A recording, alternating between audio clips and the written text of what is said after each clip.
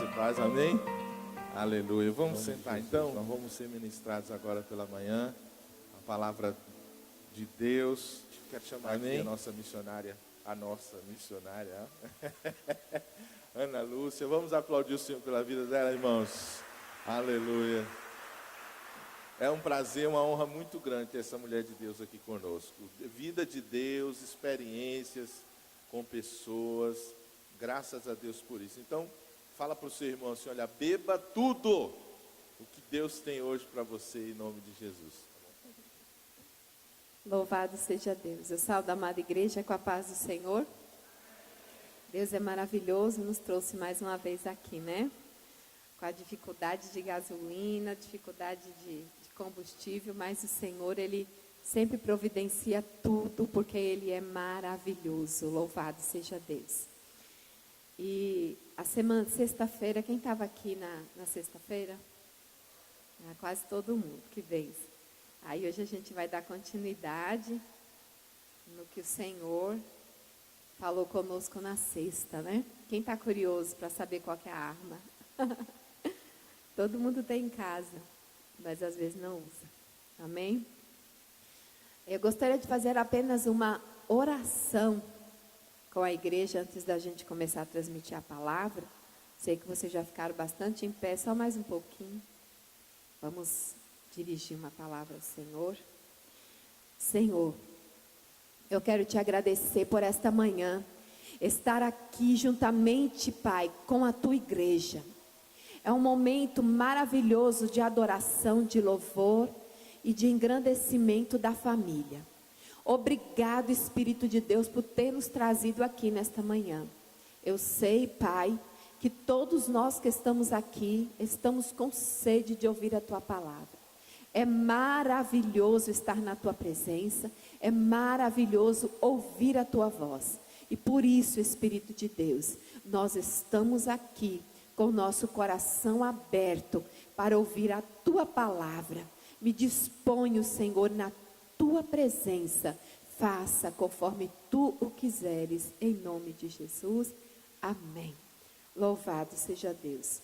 Vamos abrir as nossas Bíblias no livro de Êxodo, capítulo 25, versículo 23. Também farás a mesa de madeira de acácia. Qual é a arma? Mesa. Terá o comprimento de 2 côvados, a largura de 1 côvado e a altura de 1,5 côvado. De ouro puro a cobrirás. E lhe farás uma bordadura de ouro ao redor. Também lhe farás moldura ao redor da largura de 4 dedos. E lhe farás uma bordadura de ouro ao redor da moldura. Também lhe farás 4 argolas de ouro. E porás as argolas nos 4 cantos que estão nos seus 4 pés. Perto da moldura estarão as argolas, como lugares para os varais, para se levar à mesa.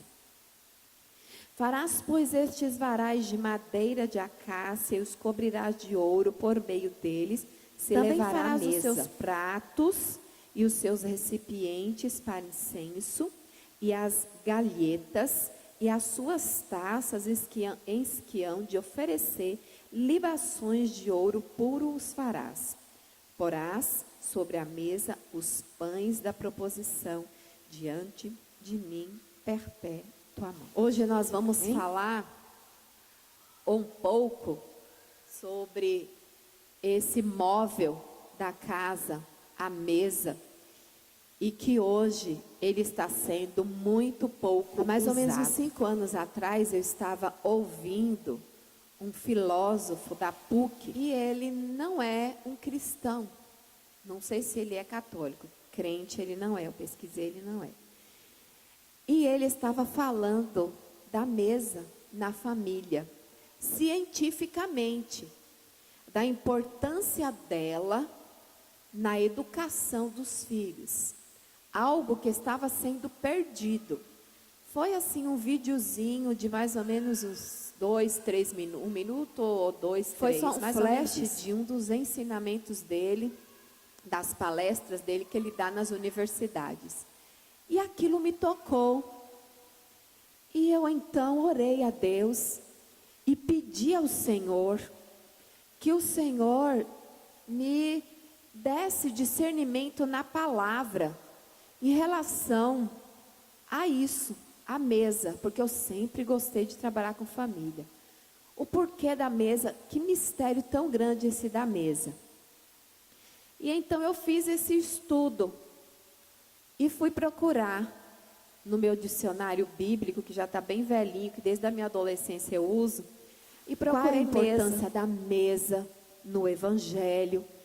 E lá eu encontrei que a primeira vez que Deus mandou escrever sobre a mesa e que deu as medidas, tudo relacionado à mesa, foi aqui em Êxodo, capítulo 25, do 23 ao 30. E a gente vê aqui no versículo 23, falando as medidas da mesa. E a gente vê interessante que diz que é de 2 côvados. Quando você vai medir 2 côvados, não é uma medida exata. O côvado, ele era mais ou menos medido entre a ponta do dedo até aqui na juntura do cotovelo. Há pessoas que têm 50, 55, até mais de 60, um pouquinho, depende da pessoa. Então, era mais ou menos essa medida. Então, vamos pegar a medida de 60 centímetros. 60 com 60 dá 1,20 m. Quase todo mundo tem uma mesa em casa na metragem de 1,20 m. Quem tem uma mesa assim de 1,20 m em casa? Antigamente, quando eu era criança, era o tamanho da mesa que a classe popular todo mundo tinha, que era de 4 cadeiras. Na minha casa era assim, que era eu, minha mãe, meu pai e meu irmão. Então era 1,20 m. A gente comprava até as toalhas de mesa de 1,40 m. Quem tem uma toalhinha de 1,40 m em casa, que é 1,20 m e cai a bordinha, né? Assim, cai um pedacinho. Era a medida da mesa dos pobres. 1,20 m. E a largura de um côvado, quer dizer, 60, 65 centímetros, mais ou menos. Quando você vai medir o tamanho de uma mesa comum, que toda pessoa deve ter na casa, é essa medida. E a altura, que a gente chama da perna da mesa, é de 1,5 côvado. É mais ou menos o quê? 80, 90 centímetros. É o tamanho da mesa. É o tamanho da mesa em que a gente é o tamanho padrão das mesas de todas as famílias. Com 4 cadeiras.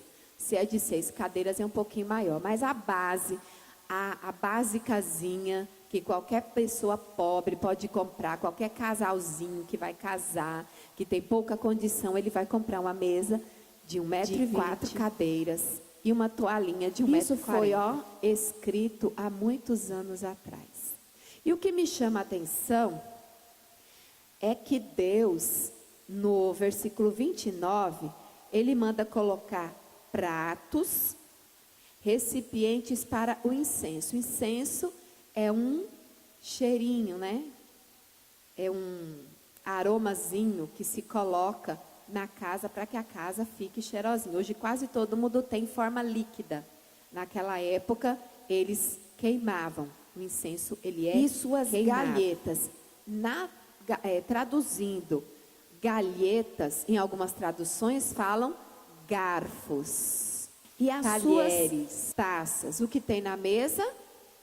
Prato, talheres e taças, copos. E oferecer libações de ouro puro o farás. Então, aquelas taças, elas tinham que ser feitas de ouro puro. Quer dizer, Deus, ele deu um valor imenso à mesa dos pães da proposição.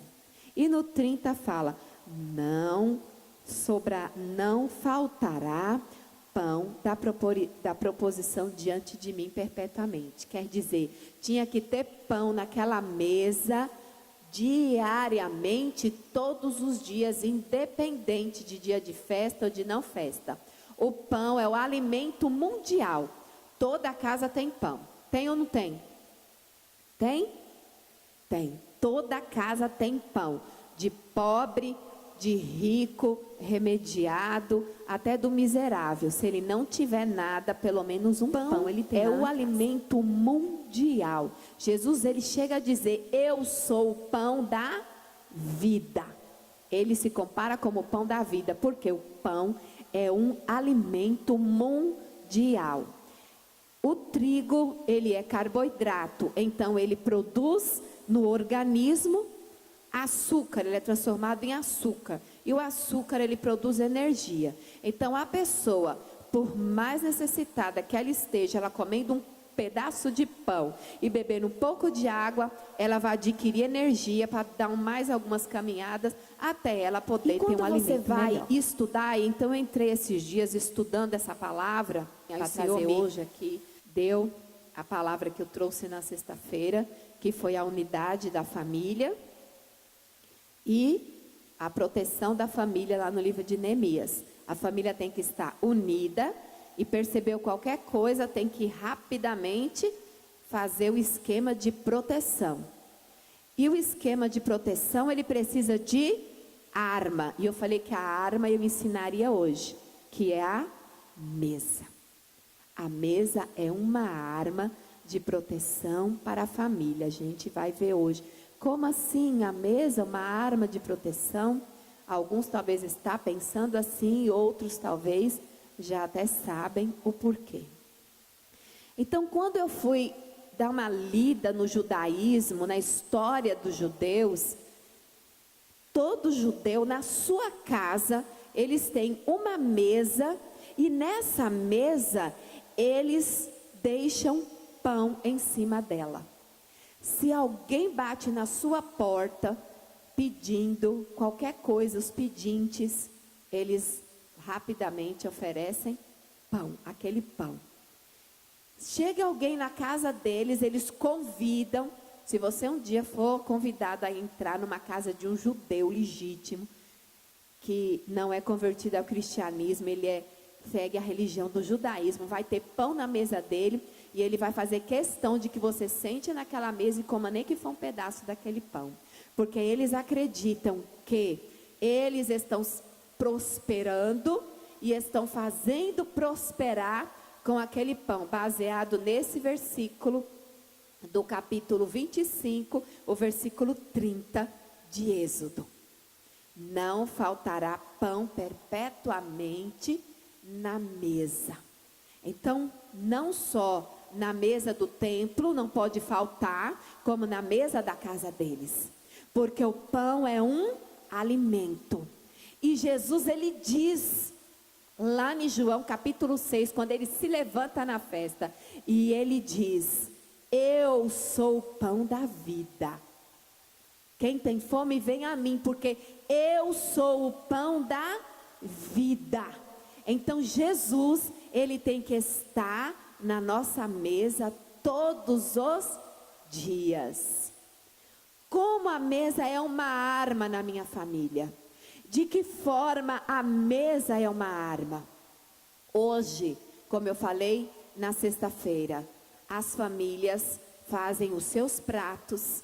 Um almoça ao meio-dia, um às 11, outro ao meio-dia, outro à 1h.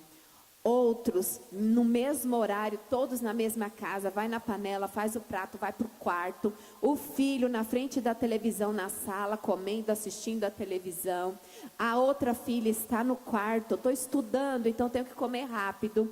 O pai chega, senta na mesa, correndo para comer, para voltar a trabalhar. A mãe com seus afazeres vai comer depois. Aí chega na janta, também não sentam à mesa, cada um faz o seu lanche. O café da manhã, então, muito menos, que cada um acorda em um horário. Dificilmente usam aquela mesa. Hoje existem as salas de jantar, existem mesas de todos os materiais, de vidro, de mármores, mesas de madeiras mais requintadas, trabalhadas, mesas de 8, de 10, de 12 cadeiras, que ficam na sala de jantar de enfeite, e que às vezes é usada na ceia do fim de ano, quando reúne toda a família. Mas ela não é usada diariamente. Ela não é usada todos os dias. Mas é na mesa aonde a família tem que se reunir. É na mesa que a família tem que se sentar. É na mesa que a família discute os problemas. É na mesa que nós comendo, a gente olha um no olho do outro. É na mesa em que a gente pode entrar em comunhão. Lembra de 1 Coríntios 12, quando eu falei na sexta-feira, que nós somos um corpo, a família, a primeira igreja, a família, e esse corpo tem que estar unido, não pode estar dividido, ele tem que estar em unidade, e esta unidade, ela está dentro da casa, sentada ao redor da mesa. Não tem como toda a família dormir na mesma cama. É um móvel aonde a gente descansa, mas não tem como. Às vezes até tem alguns filhos que se embrenham no meio dos pais na madrugada. Mas o correto é cada um na sua cama. No sofá, a gente senta em redor de lado. Às vezes tem alguma poltrona em frente, mas a gente não fica todos ali, um em frente ao outro, olho a olho. Outros móveis da casa, não tem como ter essa comunhão. Mas a mesa, ela pode ser quadrada, ou ela pode ser arredondada, ou retangular. Todo mundo pode olhar olho no olho, um no outro.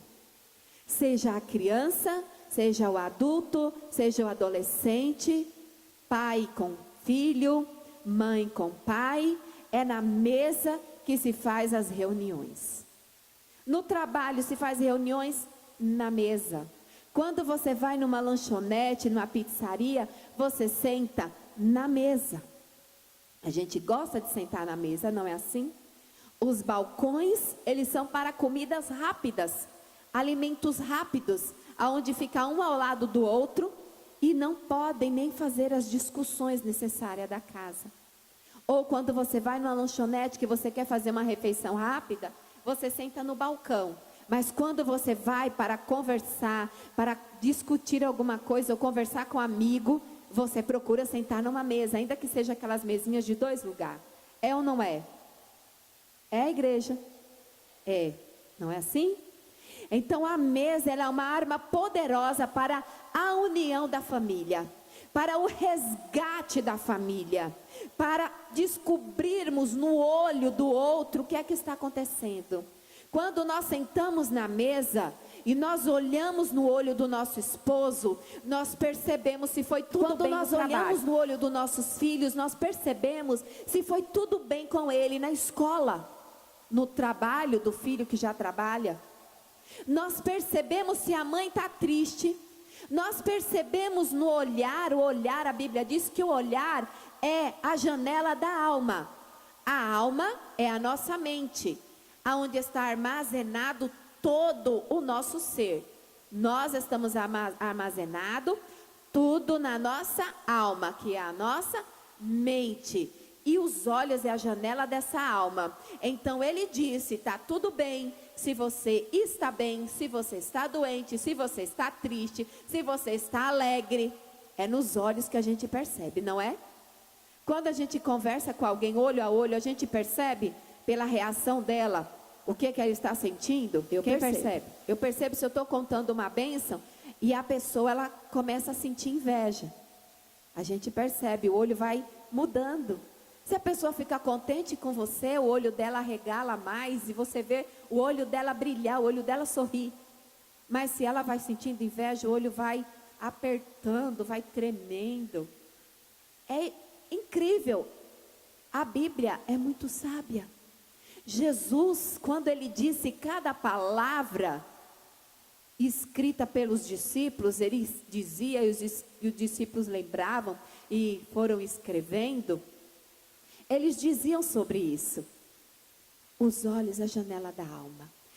E onde a gente pode ler as necessidades, as alegrias da nossa família? É ao redor da mesa.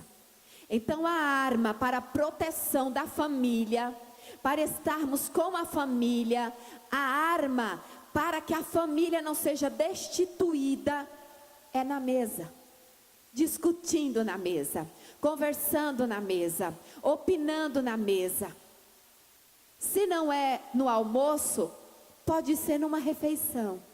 E se a gente fala, vamos conversar sobre um assunto, a gente procura logo ir para a mesa. O sofá é meio desconfortável, porque a gente não consegue ficar olho a olho. A gente, pelo menos lá em casa, eu gosto muito de sentar à mesa com a minha família. E a gente acaba as refeições e ainda fica um bom pedaço conversando. Quando eu me casei, eu não tinha condições do meu esposo almoçar comigo todos os dias. Porque ele trabalhava longe. Eu morava em São Paulo, a vida lá é muito difícil, corrido, tudo é longe. Ele tinha que levar a marmita ou almoçar lá. Então a gente nunca almoçava junto. E eu tinha um desejo tão grande de almoçar com meu marido. Era só nos fins de semana que a gente almoçava junto. Porque à noite, normalmente eu tinha os trabalhos da igreja, então eu ia mais cedo. Ele chegava sempre tarde, então ele ia tomar banho, fazer uma refeição lá que eu já deixava pronta e ir para a igreja. Então era só nos fins de semana. Mas eu desejava comer com ele à mesa, estar com ele à mesa. E então o Senhor fez um rebuliço muito grande na minha vida e falou, estou levando vocês para a Bahia. E todo mundo perguntava, tem parente? Vocês vão para lá como? Não, o Senhor nos mandou, o Senhor nos chamou e a gente está indo. E então quando nós viemos para cá, para a Bahia, em primeiro lugar em Vitória da Conquista, lá é como Caetité, um pouco maior, mas não é tão longe as coisas. Então ele trabalhava e ele tinha condições de vir para casa todos os dias. Então eu ficava numa alegria, porque almoçava à mesa, eu, ele e as minhas 3 filhas mais velhas, que hoje eu tenho uma quarta, né, que é a caçula. Para mim era um presente de Deus aquilo, e eu ainda não conhecia esse mistério da mesa. Eu ainda não havia lido e não tinha prestado atenção. Ainda não tinha feito estudo sobre isso. Eu era novinha, eu tinha uns 26 anos de idade na época. Recém-casada, pouco tempo de casada. As meninas eram pequenininhas ainda. Mas eu senti a alegria de poder estar com ele à mesa. Ao tomar café da manhã, a gente tomava junto, porque ele saía um pouco mais tarde. Então a gente podia tomar café junto, as meninas iam para a escola e ele ia trabalhar. No almoço ele vinha almoçar, a gente almoçava junto. A gente fazia a refeição da tarde juntos, antes de ir para a igreja. Eu ficava muito feliz com aquilo, porque a gente podia conversar mais. E mulher gosta de conversar na igreja. Fala sério, né? Mulher gosta de conversar. Mulher gosta de puxar conversa, de contar tudo, de falar. E eu ficava triste em São Paulo, porque eu não podia conversar muito com meu marido. Ele chegava muito cansado, ia para a igreja, então eu tinha que dormir, porque ele levantava 5 horas da manhã. Então a gente conversava muito pouco. Mas aí o Senhor me deu esse presente. E hoje eu compreendo a importância da mesa na palavra, espiritualmente falando, que o desejo que eu tinha era do Espírito Santo, porque já tinha o Senhor escrito na palavra, e Ele já havia determinado. Um dos primeiros móveis que o Senhor mandou fazer no tabernáculo, para que colocasse a arca da aliança ali, junto com a arca da aliança, na frente da arca da aliança, era a mesa, é um símbolo espiritual, mas a gente trazendo para os nossos dias, é um símbolo importantíssimo. Aí eu fui correr em toda a Bíblia procurando mesas, os acontecimentos ao redor das mesas, quais as coisas importantes que aconteciam na mesa. Então eu fui lendo e fui estudando, fui me lembrando de passagens e falando, é mesmo, deixa eu ir lá conferir. E aí eu encontrei a unção de Davi. 1 Samuel 16, das passagens 11. Que eu encontrei. Vamos ler lá. 1 Samuel 16, 11. A unção de Davi. A importância que Deus sempre deu à mesa. essa arma tão poderosa para unir, reunir novamente sua família. Você que é o sacerdote da casa, você tem que exigir que na hora das refeições, todos desliguem os aparelhos eletrônicos, televisões, celulares, tablets, computadores dos quartos ou aonde estiver, e que todos os filhos, filhas e a esposa não tenham afazeres. Não, depois que eu lavar a louça eu sento à mesa, não pode comer daí. Não, exija que todos sentem à mesa na hora das refeições. É uma arma poderosa para unir a família. É uma arma poderosa para você discutir as necessidades da sua casa. Discutir as necessidades da sua família. Ensinar os seus filhos, dar ensinamentos aos seus filhos. Então lá em 1 Samuel 16, 11, olha a importância que Deus, Ele dá à mesa. Fala assim. Perguntou Samuel a Jessé: acabaram-se os teus filhos? Ele respondeu: ainda falta o mais moço. Foi na unção de rei de Davi. Deus falou com Samuel: vá para a casa de Jessé, porque lá eu vou ungir um dos moços dele a rei. Ele tinha 8 filhos, já tinham passado 7. Os mais novos, os mais velhos, os mais bonitos, os mais formosos, foram passando do mais velho, do primogênito, até o 7º. E o Senhor rejeitando. Aí foi onde Samuel perguntou: não tem mais nenhum? Aí ele responde: falta um, mais moço, mas ele está apacentando as ovelhas. Aí disse Samuel a Jessé: manda chamá-lo, pois não nos sentaremos à mesa sem que ele venha. Na unção de um dos maiores reis de Israel, Davi, não se sentariam à mesa enquanto ele não chegasse. Porque era na mesa que ia haver a unção de Davi e que ia fazer a reunião para ser tratado o que é que Deus queria com Davi. Deus, Ele deu importâncias supremas na mesa em vários os séculos. Na unção de Davi, Samuel disse: não nos sentaremos à mesa enquanto Davi não chegar. Se Davi não chegar, se esse mais moço não chegar, a gente não senta na mesa. Não importa, esquenta de novo. Põe mais lenha aí no fogão, porque naquela época era lenha, né? As panelas continuam esquentando, porque nós não sentaremos à mesa enquanto Davi não chegar. Para ver se é esse que o Senhor vai querer como rei. Talvez seja ele, porque não tem mais ninguém, mas a gente não senta na mesa enquanto este moço não chegar. A reunião para a unção do rei Davi, ela foi reunida na mesa. Tinha que sentar Jessé, sua esposa, Samar, Eliabe e todos os outros 5 filhos de Jessé e Davi, para que houvesse a unção. Depois de muito tempo, numa outra passagem também, ainda com Davi, em 2 Samuel 9:7, ele dá importância a 2 Samuel 9:7, ele dá importância e se lembra da promessa que ele fez com seu amigo, quando ele foi ungido rei, e ele ainda não era rei, porque Saul ainda era rei, e o filho de Saul, Jonatas, se tornou seu melhor amigo, e eles fizeram um pacto. E Jonatas disse para ele: eu sei que você vai ser rei em Israel. Eu sei que Deus te escolheu. Mas eu vou te pedir uma coisa. Não esquece da minha casa, não. Porque eu sei que Deus vai entregar para a sua geração. Porque você é de outra família. Você é da família judaica. Da família de Judá. E eu sou da família de Benjamim. Então Deus vai destituir de Benjamim o reino. Mas não esquece da minha família, não. E um dia Davi, ele se lembrou dessa promessa. Depois de algum tempo que ele estava no reino. Depois de um tempo que ele já havia assumido ali. E então ele chamou um dos ex-empregados de Saul, depois que Saul já havia morrido, e falou: não tem ninguém mais da casa de Saul para que eu possa honrar? ao meu amigo Jonatas.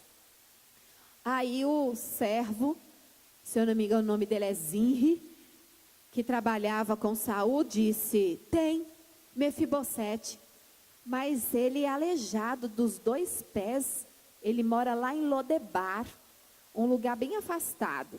Davi falou: não tem importância, traga ele, porque ele vai se sentar à mesa comigo enquanto ele tiver vida.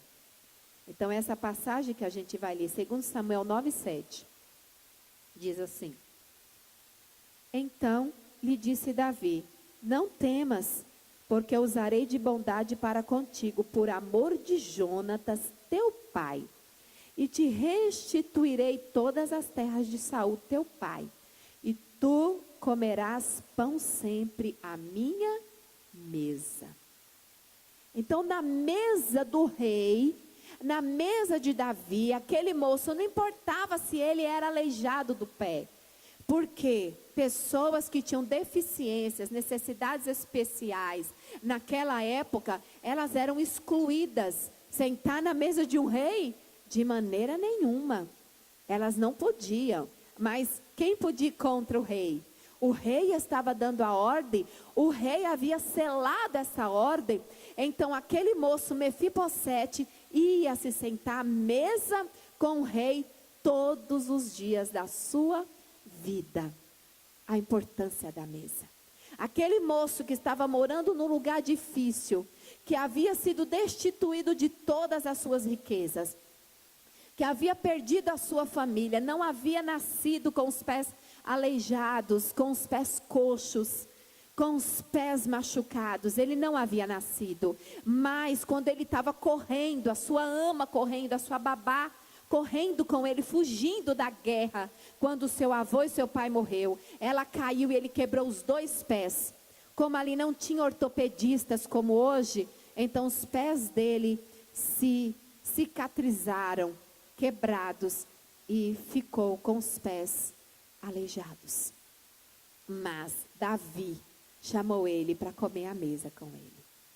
Olha a importância, um pacto de amizade que não foi esquecido, ele foi renovado à mesa.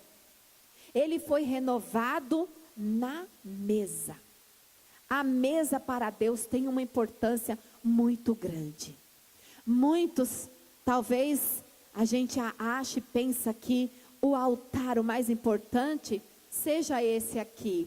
Mas para Deus, o altar mais importante é a mesa da sua casa. A mesa da sua casa é o seu altar.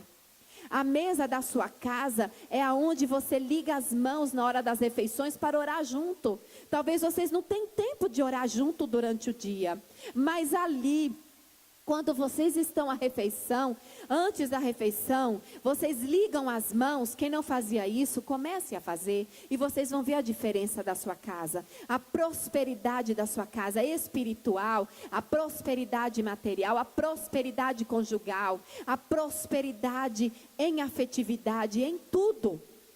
Vocês vão ligar as mãos e vão orar nas refeições, agradecendo pela refeição. E o Senhor, Ele vai estar presente, porque Ele é o pão da proposição. Ele é o pão que está ali todos os dias. E o pão da proposição nunca falte à mesa. Então, o pão, ele nunca falta. Quando vocês vão sentar à mesa, se vocês já convidaram Jesus para morar com vocês, Ele já está sentado lá. Quando fala, vamos jantar, vamos almoçar, família, venha pai, venha mãe, venha todo mundo almoçar, jantar. Jesus, ele faz parte da família, ele senta também, ele é o pão da proposição. Ele está presente nas reuniões da mesa. Ele está presente nas refeições na mesa. Ele é o pão da proposição. Mas se Jesus está sentado à mesa esperando, aí ele olha... A mãe está lavando louça, ele olha do outro lado, o pai pegou o prato, vai assistir o jornal ao meio-dia. Aí o outro filho pega o prato e vai jogar o joguinho lá no quarto. Uma colher na mão, uma garfo na boca e o outro dedo no joguinho. A filha está com o WhatsApp, eu estou respondendo aqui as mensagens dos meus amigos, daqui a pouco eu vou. Aí Jesus olha assim, de um lado, do outro, e eu posso sentir as lágrimas correndo nos olhos dele, ele dizendo: olha, vocês não estão sabendo aproveitar a arma da casa de vocês, a arma da união da família, que está aqui bem no meio da sua sala, bem no meio da sua cozinha. Jesus é o pão da proposição, sentado à sua mesa. A mesa, ela tem um valor pedagógico muito grande. Como eu falei para vocês, ela me chamou a atenção porque eu sempre, como eu sou pedagoga, especialista em psicopedagogia, eu estou sempre procurando alguma coisa na área da pedagogia. E eu sempre gostei muito de ouvir Mário Cortella. E ele saiu com esse estudo da mesa. Ele falando isso cientificamente. E eu já ouvi pregações de americanos depois desse estudo que eu fiz, porque assim, o Espírito Santo, ele age mundialmente. Então, quando Deus me incomodou aqui no Brasil, aqui é próximo, em Caetité, onde eu moro, sobre a mesa, lá nos Estados Unidos, Deus incomodava outras pessoas também. E depois eu pesquisando, esses dias, quando Deus me deu essa mensagem, eu fui pesquisar, procurar, e eu encontrei Debbie Davis, lá dos Estados Unidos, uma pregadora mundialmente conhecida. Ela tem livros escritos sobre isso. Aí eu fui ouvir uma pregação dela, ela falando que foi Deus quem revelou, ela orando, porque as famílias estão desfateladas, tem tantos milhões de crentes no mundo e as famílias separando, tantos divórcios no cartório, no mundo inteiro. E ela incomodada, e veio uma palavra na mente dela: mesa, mesa, mesa. Aí ela foi estudar. Aí eu vi ela contando o testemunho, eu falei: meu Deus, a mesma coisa que aconteceu comigo.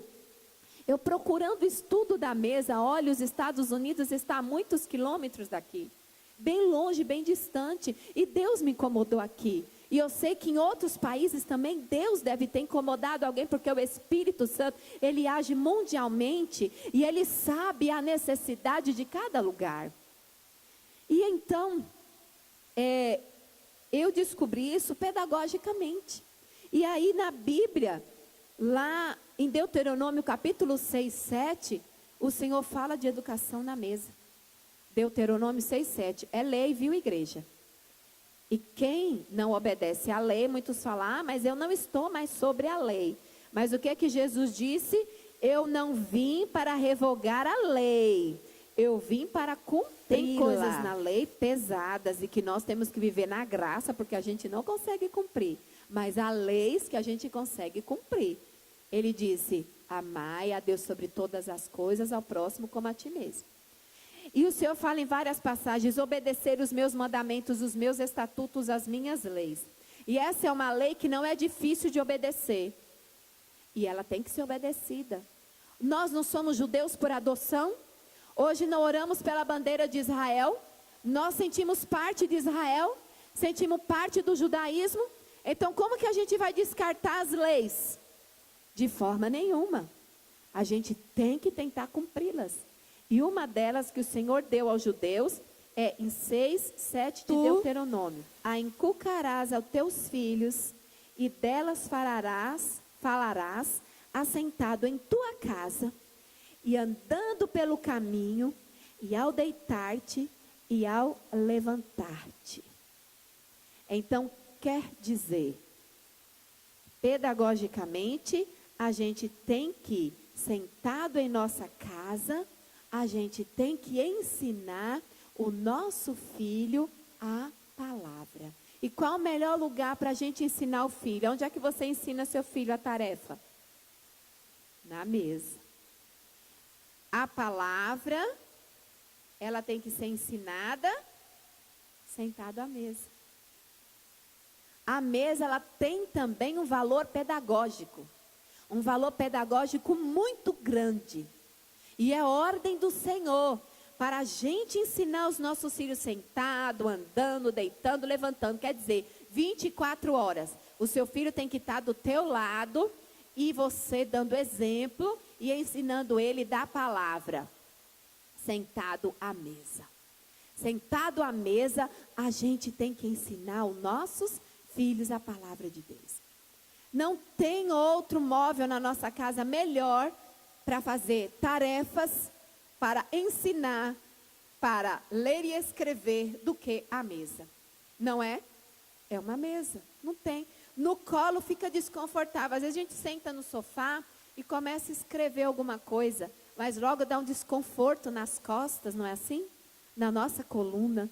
Mesmo com uma plancheta. O gostoso mesmo é sentar à mesa numa cadeira confortável e a gente escrevendo, lendo e escrevendo. Não é assim?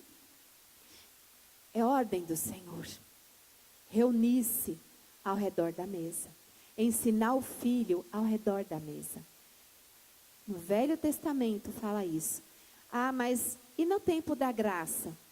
Eu encontrei, a gente lê sempre as passagens bíblicas, mas às vezes a gente não presta atenção aonde está sendo esse ensinamento.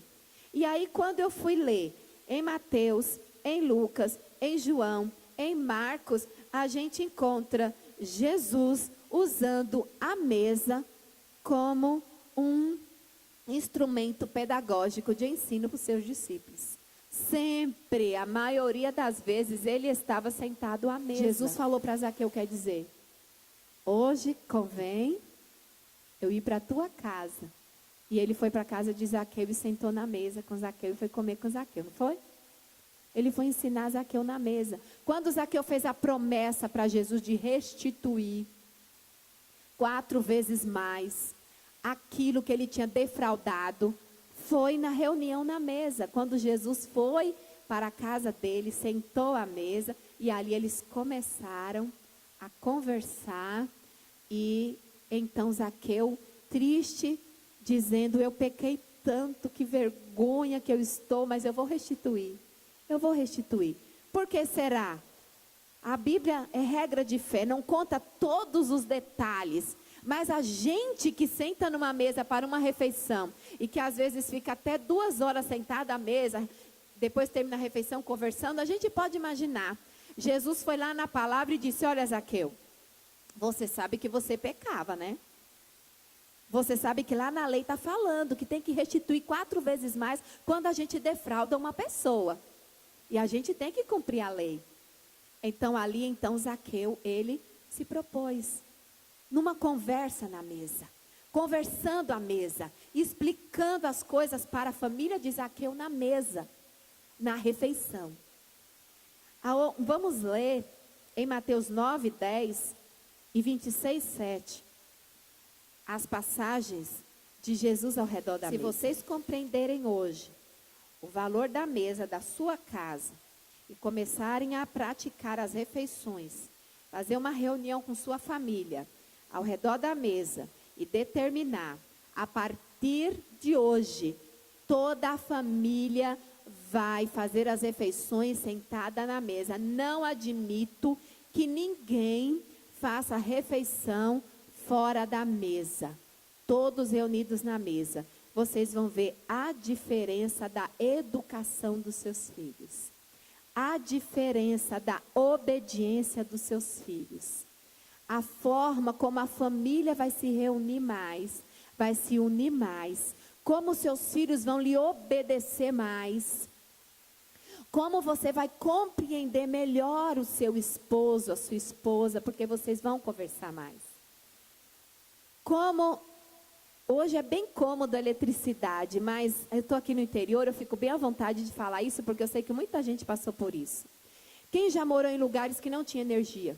Era gostoso? Era, né? Vocês faziam a refeição aonde? Sempre na mesa com a família, não era? E um candeeirinho à noite. Era assim? Um candeeirinho aceso, ou no meio da mesa, ou no canto da casa para iluminar. E todo mundo ia lá, ou fazia o prato no fogãozinho de lenha, ou se não, as panelas estavam à mesa, e ali eles pegavam a refeição, e todo mundo ali sentado à mesa. Aí então o pai sabia tudo que acontecia com o menino, com a menina, não era assim? O pai falava, ei, você não me engana, o que está acontecendo? Você está diferente. Era ou não era? Eu lembro que o meu pai falava isso comigo. O que está acontecendo? O que está acontecendo? Você está quieta, você não é assim? Porque eu lembro que pequena, eu não era crente ainda. Meus pais não eram crentes. Mas eu lembro que todo café da manhã, tomava café eu, minha mãe e meu irmão, porque meu pai já tinha saído para trabalhar. No almoço, eu, minha mãe e meu irmão. E todo dia, 6 horas da tarde, minha mãe já deixava a janta pronta, porque meu pai chegava às 5h30 com muita fome. Então ele tomava banho 6 horas, 6 e pouco no máximo. Estava sentado nós 4 na mesa fazendo as refeições. Isso teve um valor muito grande na minha educação. Eu tenho 30 anos de casada. Tenho 4 filhas, 3 casadas. As 3 casadas são casadas com servos de Deus. Eu já falei isso aqui em outras oportunidades. E a minha filha caçula tem 14 anos, ela já está com atividade na igreja. Já está com responsabilidade. Ela é musicista, ela canta e ela ajuda a segunda filha minha, que é responsável do trabalho infantil. Então, ela ajuda ela a trabalhar ali com as crianças, porque ela desde pequenininha pertence à escola bíblica infantil, então ela tem um pouco de experiência. E isso tudo foi construído na mesa. A gente sempre fez as refeições na mesa. A mesa, ela traz uma orientação pedagógica muito grande na nossa família. E Jesus, ele sempre gostava de ensinar na mesa. 9:7 diz assim: e levantando-se partiu para sua casa. Vendo isso as multidões, possuídas de temor,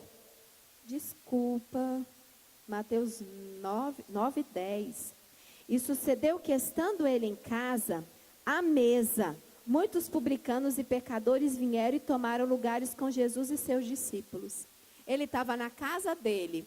Aí começou a vir publicanos e pecadores comer com ele à mesa. Por que será que gostavam de comer com Jesus? Porque a comida da casa de Jesus era melhor? Era comida granfina? Não. Por conta da presença de Jesus à mesa. Jesus à mesa dava ensinamentos gloriosos. Quando você continua lendo essa passagem aqui, e você vai vendo que os fariseus ficavam revoltados. E eles diziam, esse come com pecadores, esse come com publicanos, com homens infiéis. E Jesus, ele meneava a cabeça e dizia, esses fariseus não entendem nada. Que é na mesa é que a gente aprende a verdadeira palavra. É na mesa que a gente aprende a verdadeira palavra. Entre as refeições. Coisa boa é a gente conhecer um amigo, é na mesa, não é assim? Eu lembro que a minha avó, ela não era crente. E era analfabeta, ela não sabia nem ler o nome dela. Mas a minha avó, ela gostava muito de sentar com os netos em roda e contar as histórias. Minha avó, ela é baiana. E então, quando eu vim morar na Bahia, quando eu contei para vocês no início, que quando Deus me chamou para a Bahia, eu não achei muita dificuldade aqui, porque eu já conhecia alguns alimentos. Porque a minha avó, ela levava para lá, para São Paulo, quando ela vinha passear aqui, visitar minha tia, ela levava alguns alimentos da Bahia. E ela, sentada à mesa com a gente, com os netos, ela explicava todo o processo do como fazer aquele alimento. A rapadura, o queijo, o presunto, o requeijão. Como fazia, quando ela fazia um cuscuz para a gente, ela ensinava como que era o processo desde o plantio até ir para a mesa. E eu achava aquilo o máximo.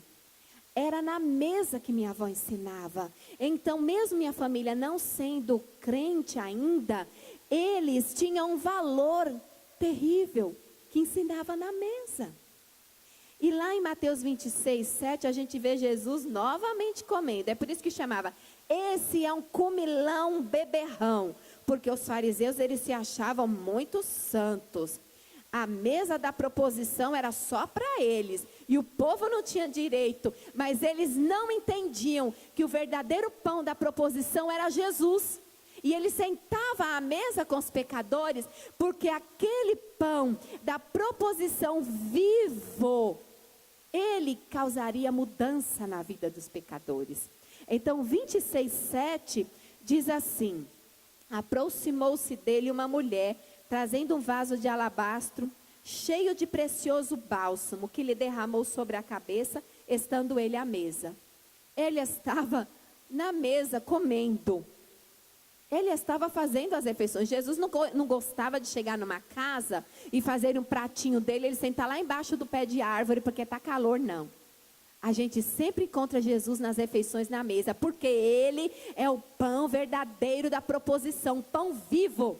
E ele tinha que estar à mesa para que houvesse transformações. Então, quando ele estava ali naquela mesa, aquela mulher, ela chegou e despejou aquele perfume precioso nos seus pés. Começou a chorar e misturou lágrima com perfume, enxugou com seu cabelo e lavou os pés dele com as suas lágrimas. E ali então ele, conhecendo os corações, ele disse: fariseus, vocês não aprendem nada, hein? Vocês não veem que essa mulher, ela entrou aqui e ela é uma pecadora. Mas eu vou te contar uma história para vocês. 2 homens deviam uma quantia, por exemplo, hoje um devia R$500 e o outro devia 500 mil. Mas nenhum dos dois tinha como pagar. Aí o Senhor, o dono do dinheiro, que tinha muito mais que isso, é claro, senão ele não perdoaria. Aí ele disse: eu perdoo os dois. Aí ele perguntou: quem mais ia amar aquele homem? É claro, aquele que foi mais perdoado falou: então, você não sabe o que aconteceu na vida dessa mulher. E como eu a perdoei, como a vida dela foi transformada. Isso é ensino pedagógico? Sim, o ensino de Jesus. E foi dado à mesa. E era um ensino prático. Lavagem dos pés, ele estava lavando os pés do Senhor. Era uma atitude prática. Então Jesus, ele usou aquela atitude prática na mesa, aquele ensino, e ele então transformou no ensinamento para aqueles homens fariseus. Aonde a gente encontra Jesus em mais passagens na mesa? Lucas 11, 37 e 39. Eu estou sentindo uma coisa tão boa aqui. Vocês estão sentindo, igreja? Eu estou sentindo Jesus tão feliz aqui por eu estar falando isso com vocês. Eu estou sentindo Jesus como se ele tivesse colocado aqui uma mesa na nossa frente, um banquete, e a gente está comendo junto com ele. Porque eu estou falando aqui, mas eu estou aprendendo também. Eu estou sentindo uma coisa muito espetacular em minha vida aqui. Eu estou aqui com meu coração assim fervendo de tanta alegria. Uma alegria assim imensa dentro de mim. Sentindo a presença do Senhor muito forte. 37 ao 39. 11, 37 ao 39 de Lucas. Diz assim: ao falar Jesus estas palavras, um fariseu o convidou para ir comer com ele. Então, entrando, tomou lugar à mesa. O fariseu, porém, admirou-se ao ver que Jesus não se lavara primeiro antes de comer. Os fariseus, eles tinham umas tradições, eles seguiam, é como Jesus dizia, eles engolem um camelo e coam um mosquito. Por quê? Porque eles pegavam nas coisinhas que não tinham importância e se esquecia das coisas importantes. Jesus falava para eles: olha, eu não estou preocupado com prato, eu não estou preocupado com copo, eu não estou preocupado com a bacia e com a toalha que lava os pés. Eu estou preocupado com as pessoas, eu estou preocupado com você que está distante da minha presença. Então aqui, quando você continua lendo esta passagem aqui, você vê que Jesus, ele censura o fariseu ali naquela hora. Ele fala com o fariseu em relação à importância de se limpar internamente, lá dentro. O exterior, o estereótipo da gente não tem importância para o Senhor. Porque como eu falei na sexta-feira, nós somos um corpo. Quando Jesus vê a Igreja Batista Sião aqui em Guanambi, ela não vê a pastora Norma, o pastor José Carlos, o pastor André, a pastora Mel. Ele não vê cada um individualmente, ele vê o corpo. Então você não pode estar fora desse corpo. Então ele estava dizendo: olha, fariseu, você tem que se limpar por dentro, porque senão você não vai fazer parte do corpo. Nós só fazemos parte do corpo quando nós estamos limpos pela palavra. Não é assim que a palavra diz? Então, para mim fazer parte do corpo, eu tenho que estar limpa. Eu tenho que estar limpo. Então, o fariseu não compreendia isso. E Jesus deu outro ensino ao redor da mesa. Jesus amava a mesa para dar ensinamentos pedagógicos. Para dar ensinamentos. Ele estava mostrando para nós: olha, igreja, eu sou o pão da proposição. Eu tenho que estar na mesa todos os dias. Eu tenho que estar com vocês. E eu estou quando você me chama para morar com você. Ao meio-dia, quando você chama a sua família, eu estou lá. Mas cadê vocês? Cadê o seu prato bonito? Cadê o seu copo bonito, a sua toalha bonita, que não está aqui na mesa? É para a sua família, não é para você guardar quando vem a visita. Eu já ouvi a Helena Tanuri falando isso. Eu vi a Debs falando isso também. E há muito tempo que eu venho usando as melhores coisas nas minhas refeições. Eu não guardo meus melhores copos para quando vem uma visita. Quando as minhas filhas casadas vão lá para casa, eu falo para a mais nova que arruma a mesa: olha, coloca tudo de novo aí na mesa. Todas as taças, todos os pratos bonitos. Arruma bem bonita a mesa. É assim que eu quero, é minha família. Minha família que é importante. Então Jesus, ele é o pão da proposição, está na sua mesa todos os dias. O 7, 36 e 37 de Lucas ainda, tem outro ensinamento pedagógico de Jesus. Por que eu peguei vários? Para ficar bem fixado na mente de vocês, que não é a irmã Ana Lúcia, não é a missionária Ana Lúcia que está ensinando vocês. Não é um ensinamento puramente pedagógico, porque quando Mário Cortella, ele descobriu pedagogicamente isso, agora no século 21, ou foi 20, eu não me lembro agora a data que ele dá ensinamento, Jesus ele já dava, Jesus ele já ensinava isso. A gente que não conseguia ver. E porque hoje está dando tanta importância, o Senhor está incomodando as servas e os servos dele com essa importância da mesa, porque ele está vendo que o inimigo está colocando tantos objetos eletrônicos na nossa vida para nos apartar de um móvel tão importante na nossa casa, que é usado para colocar a chave do carro, ficar um vaso bonito lá, a fruteira bonita na semana, ou você passa em algum lugar e vê outro enfeite bonito que está na moda e compra para enfeitar a mesa, mas a família, que é o verdadeiro enfeite da mesa, dificilmente senta lá. E Jesus está querendo que você todo dia arrume sua mesa para comer com a sua família, que tenha reuniões à mesa. Lucas 7, 36 ao 38. Convidou um dos fariseus para que fosse jantar com ele. Jesus entrando em... desculpa, eu já li essa parte, né? Já li. É o 22, 14. 22, 14. Vamos lá.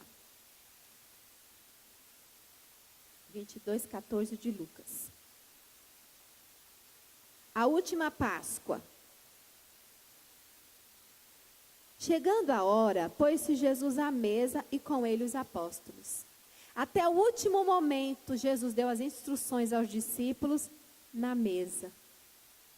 Por que fazia tanta questão? Jesus podia dizer, na hora da refeição, ele podia estar escrito assim: chegada a hora, pôs-se Jesus à refeição e com ele os apóstolos. Aí a gente imaginar, nos dias de hoje, que quase ninguém usa a mesa, ia dizer, ele estava sentado talvez embaixo de uma árvore, numas pedras.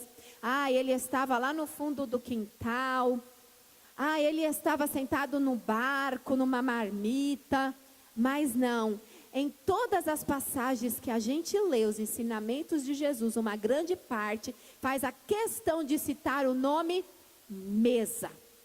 E pôs-se Jesus à mesa com seus apóstolos para dar as últimas instruções, a última Páscoa que Jesus, antes dele ser traído, ser preso para ser morto, ele ainda sentou à mesa com seus discípulos. Foi a última vez que ele sentou na mesa. E em outras passagens você vai ver que ele vai dizer: isso é a última refeição que eu faço com vocês, a última ceia. E ele levanta o pão e disse: este é o meu corpo. E ele levanta o cálice: este é o meu sangue. Ele estava ao redor da mesa. 24:30 de Lucas ainda. Depois dele ressuscitado, Jesus ainda quis mostrar aos discípulos: não deixem a mesa. E aconteceu que, quando estavam à mesa, tomando ele o pão, abençoou e, tendo partido, lhes deu. Então lhes abriram os olhos na mesa. Quando aqueles 2 discípulos no caminho de Emaús, eles andaram com Jesus sem saber que era Jesus, quando Jesus sentou na mesa com eles, que ele pegou o pão e começou a repartir, os olhos deles se abriram.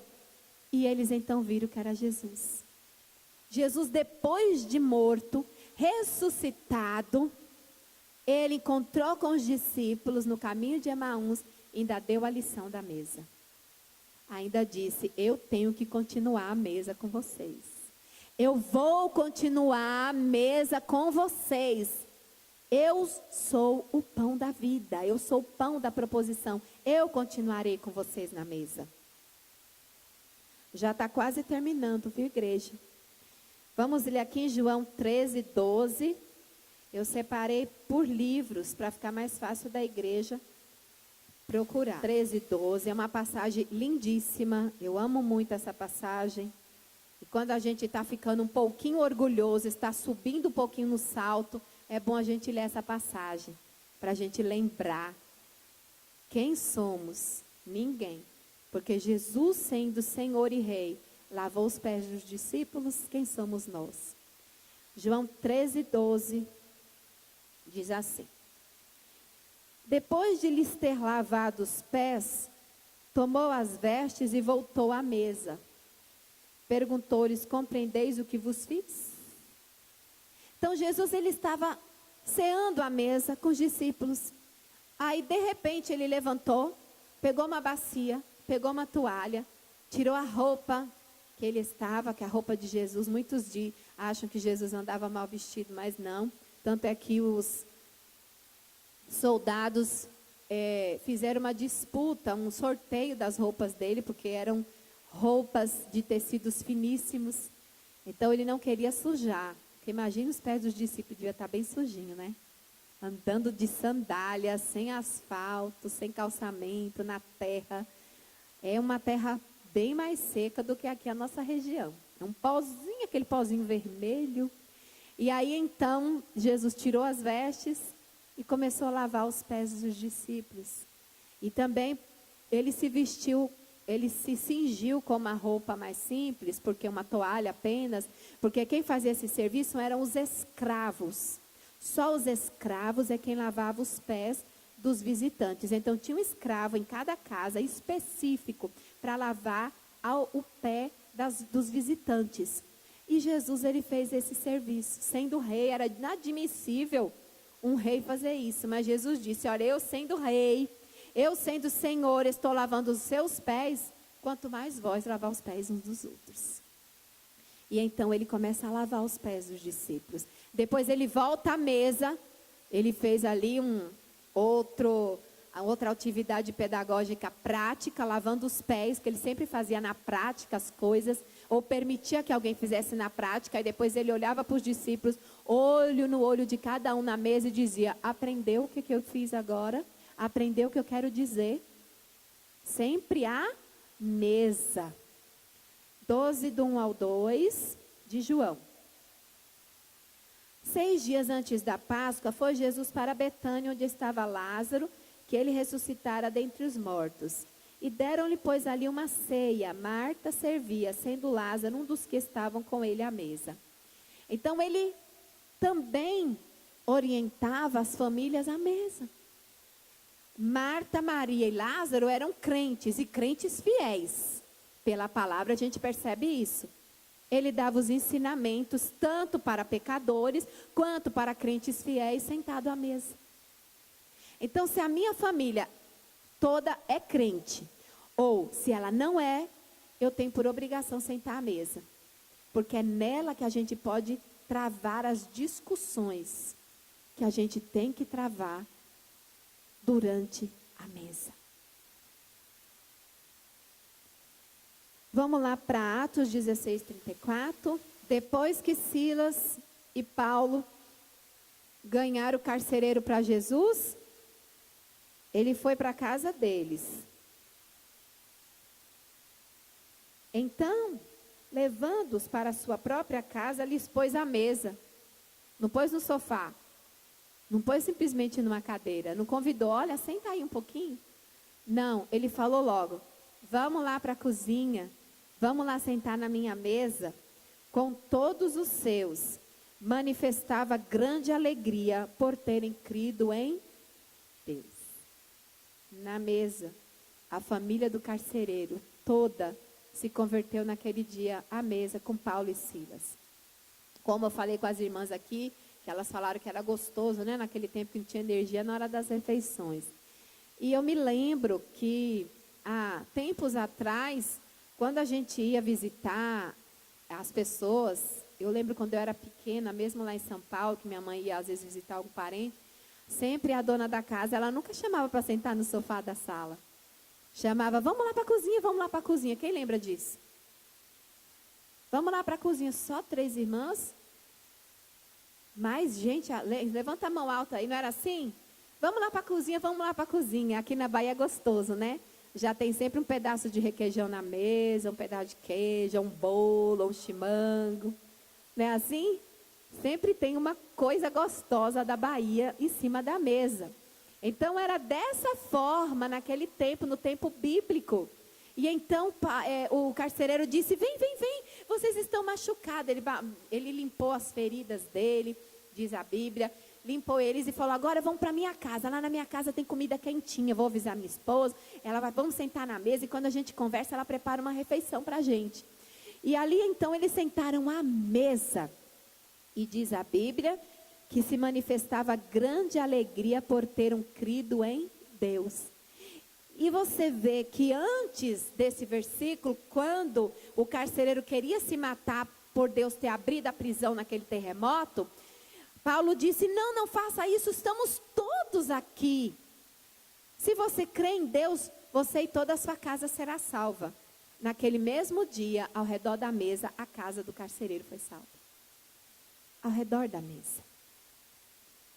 E o último versículo em Mateus 8:11, para fechar, volta lá em Mateus. Em Apocalipse fala também, mas eu quis em Mateus, porque o próprio Jesus falando. E nos dá uma alegria muito grande, uma vontade de ir agora. Mas a gente não pode, porque a gente é preguiçoso e ainda não ganhou muita alma, ainda não ganhou todas as almas que nós temos que ganhar. 8:11 diz assim. Digo-vos que muitos virão do Oriente e do Ocidente e tomarão lugares à mesa com Abraão, Isaque e Jacó no reino dos céus. A última mesa que Jesus ele vai sentar, todas as nossas mesas vão ficar aqui. Todas as nossas mesas bonitas ou feias, ricas ou simples, de 4 ou de 12 cadeiras, vão ficar aqui. Mas lá no céu tem uma mesa enorme, ou várias mesas, e que nós vamos estar sentados com Abraão, Isaque, Jacó, todos os profetas, os discípulos, a igreja Sião, a igreja menonita, todas as igrejas batistas, pentecostais, todos os nossos irmãos vamos estar reunidos nessa mesa. Jesus, ele fez questão de colocar aqui e dizer: muitos virão do Oriente, do Ocidente, do Norte e do Sul e sentarão à mesa. A mesa. Quando o Senhor, ele colocou no coração Deus de fazer o tabernáculo para novamente trazer o povo de Israel à comunhão, para que a presença dele estivesse no meio deles, ele mandou colocar na frente do tabernáculo a mesa. E por toda a Bíblia a gente viu a importância da mesa. Como Jesus, ele mostrou para nós que ele é o pão da proposição sentado à mesa. Ele é este pão que está sempre sentado à mesa. E ele nos lembra: continue à mesa, ganhando almas na mesa, ajudando sua família na mesa, segurando na mão um do outro na mesa, porque um dia, junto comigo, você vai sentar à mesa. Amém?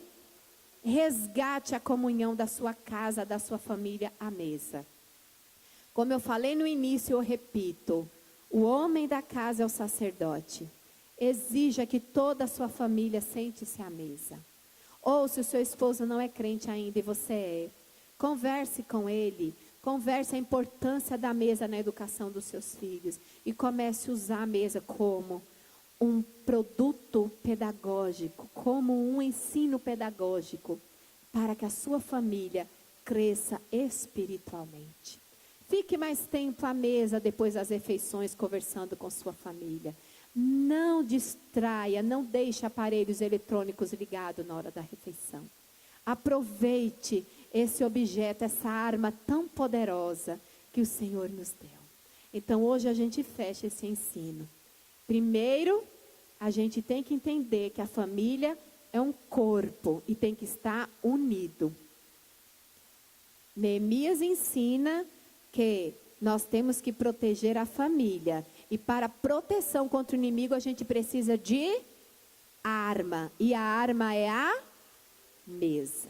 Amém? Que Deus abençoe toda a igreja. Vamos agradecer por tudo que o Senhor fez conosco desde a sexta-feira. E que o Espírito Santo de Deus continue abençoando a igreja. Louvado seja Deus. Senhor, eu agradeço a Ti, Senhor, por ter me ensinado a importância da mesa, juntamente com a igreja. Que esse ensino, Pai, se propague pelo mundo inteiro, para a restauração de famílias, para a restauração, meu Pai querido, de casais. Espírito Santo de Deus, abençoe a igreja aqui em Guanambi. Abençoe os pastores desta igreja. Abençoe cada membro, cada obreiro, cada irmão e cada irmã que tem trabalhado neste lugar. Que o Espírito Santo possa trabalhar e realizar coisas grandes em suas vidas. Em nome de Jesus.